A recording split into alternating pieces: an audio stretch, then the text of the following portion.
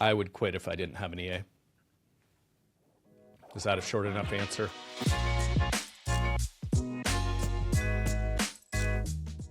So I'm Brad Johnson, one of the co-founders here at Triad.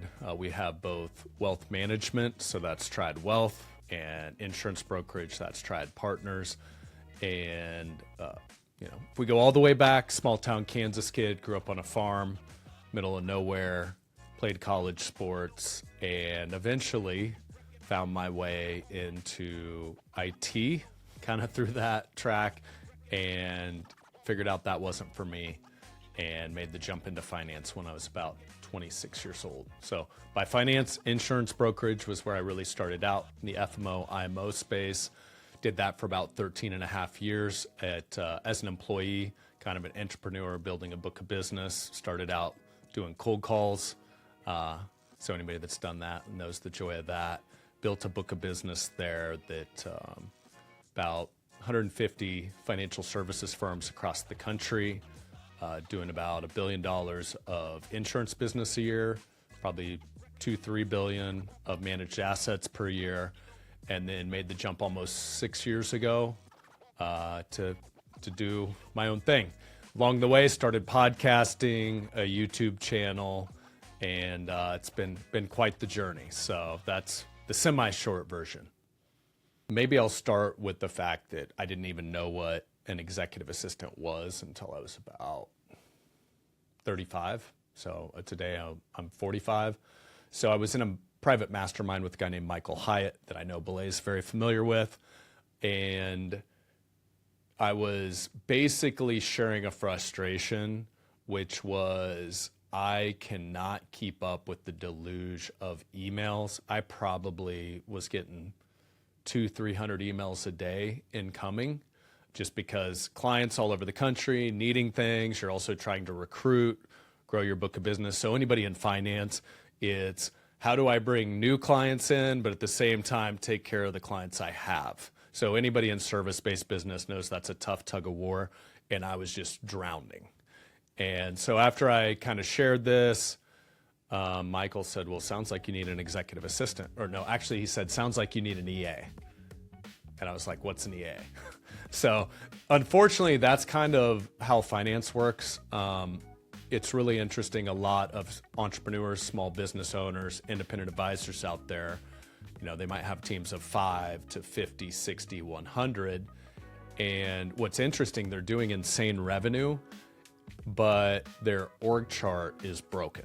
I believe the EA role is the biggest missing role in finance. I believe most advisors don't even know how to properly use an EA or an executive assistant, or even just an assistant in general.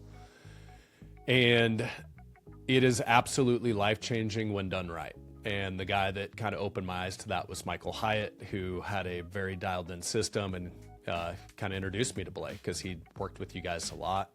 And so that was really who put Belay on my radar. Good to confirm. Sarah, typically they're texting back and forth as their stream of communication. Sarah will be like, yep, looks good. Brooke books it. Vice versa. Sarah, actually, her parents are celebrating their 50th wedding anniversary this weekend. So tonight, hey, calendar's open because Brad needs to be there. So she'll block it there. She'll let Brooke know, hey, don't book work stuff here, important family event going on. So that's kind of the dance. Real story. I once had to leave my wife's own birthday party to go buy her birthday present, which is like kind of sad and embarrassing in a lot of ways. But a lot of business owners unintentionally end up doing $50 an hour work or $25 an hour work. Why is that? Because they're doing stuff they shouldn't be doing. So how has it helped me?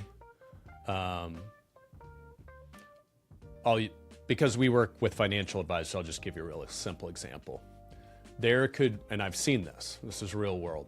I've seen financial advisors, founders running businesses that are multi-million-dollar businesses, like $3, $5, $10 million of revenue, filling out their own paperwork, booking their own flights.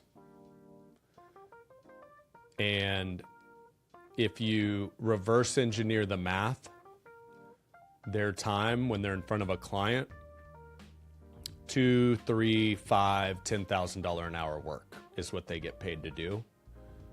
And they're doing $25 an hour work that's getting in the way of that work because they haven't delegated it to somebody that can own it, somebody that enjoys doing it, that's servant-based. You know, we call it like servant leadership at Triad, just like, it's not like I'm above it. It's like I need somebody beside me to execute and protect my time.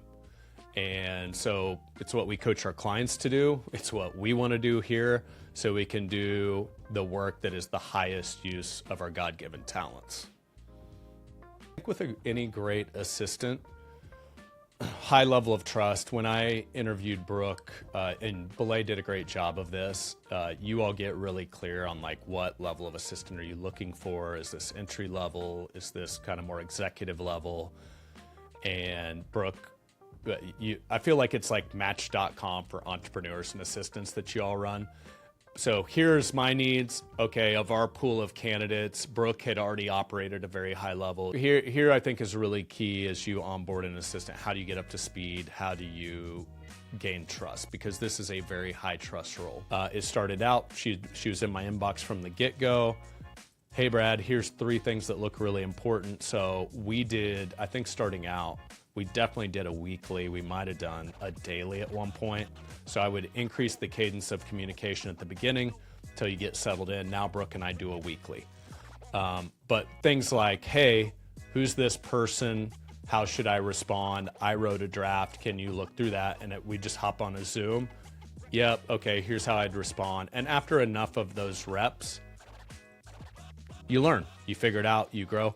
Honestly, with AI these days, you can actually start to drop old emails into an AI and say, hey, respond as if you're Brad. It's gonna, pull it up, and then you could drop that in an email and still do the proofreading. So I think the biggest thing, if you have concerns there as a founder, don't forget the quality control. We do a system called 10-80-10. Front 10%, here's the input, here's what I need you done. Middle 80, Brooke would take that, do the middle 80 work. Last 10 is quality control, which means don't write the email and send it. Write the email, put it in a draft folder. Last 10% is quality control. Hey, Brad, can you review these 3 emails and hit send if you're good with them? That's the part that if you miss it can get frustrating. So just don't forget the quality control. I would quit if I didn't have an EA. Is that a short enough answer? Because I would double book myself. I wouldn't show up where I was supposed to show up. So I would retire if I didn't have an EA. Why is Belay worth it? Belay is worth it because time is your most valuable asset, and this role gives you your best chance to control where your time goes. Almost 6 years into Triad, we couldn't have built Triad without that role on my team. So without Brooke as an EA beside me, helping facilitate where my time is best used, it would have been impossible.